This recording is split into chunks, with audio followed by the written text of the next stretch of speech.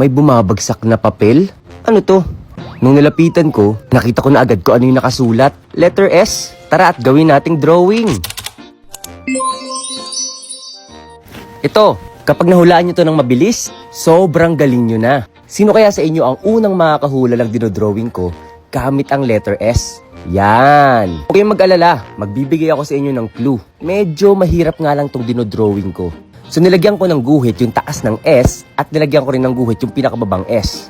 At nagdo-drawing na ako dito ng pakurba at guhit pababa, nakaslant. At syempre, gagawin din natin yan sa kabila. Yan! Oh, nahuhulaan nyo na ba agad kung ano itong dinodrawing natin? Sige, bibigyan ko kayo ng clue. Dalawa sila dito. Yung color blue, sa English ay nag-start sa letter B at nagtatapos sa letter Y. Sa Tagalog naman, nag-start sa letter L at nagtatapos sa letter I. Nahulaan nyo na ba? Syempre hindi nyo pa mahuhulaan kasi hindi ko pa binibigay yung second clue. Diba sabi ko sa inyo? Na dalawa sila dito? So yung color blue na ibigay ko na yung clue, paano naman yung nasa kabila? Pero syempre bago yan, tatapusin muna natin tong pagkukulay dito. Enzo! Lolo, saktong-sakto po. Nagdo-drawing po ako. Ano yan? Lolo, pinapahulaan ko po sa kanila. Bigay ko po sa inyo yung clue. Dalawa po sila dito. At yung unang pinahulaan ko, sa English po ay letter B at nagtatapos sa letter Y. At kapag Tagalog po ay nag-start sa letter L at nagtatapos sa letter I.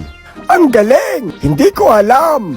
Lolo, hindi nyo pa po alam yung sagot? Sige po, yung kabila po na kinukulayan ko dito ay nag-start sa letter G kapag English at nagtatapos naman sa letter L. Kapag Tagalog naman po ay nagsisimula po siya sa letter B at nagtatapos sa letter E. Nahulaan nyo na po ba? Ang sagot dyan ay, ano? Lolo, di pa niya rin po nahulaan. Tingnan nyo po, yung color blue, tapos may color pink.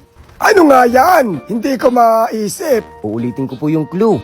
Ang unang word po nito, sa English ay letter B at nagtatapos sa letter Y. Sa Tagalog ay letter L na nagtatapos sa letter I. Second word, nag-start sa letter G kapag English na nagtatapos sa letter L. At nag-start sa letter B, nagtatapos sa letter E. Ano po, Lolo? Meron na pong mukha, oh. Siguro naman po mahuhulaan nyo na. Ang dali lang pala. Boy and girl. Oh, tama, Lolo. Pakita na po natin. Charan! Tapos na ating drawing gamit lang ang letter S. Kaya gawa na rin kayo.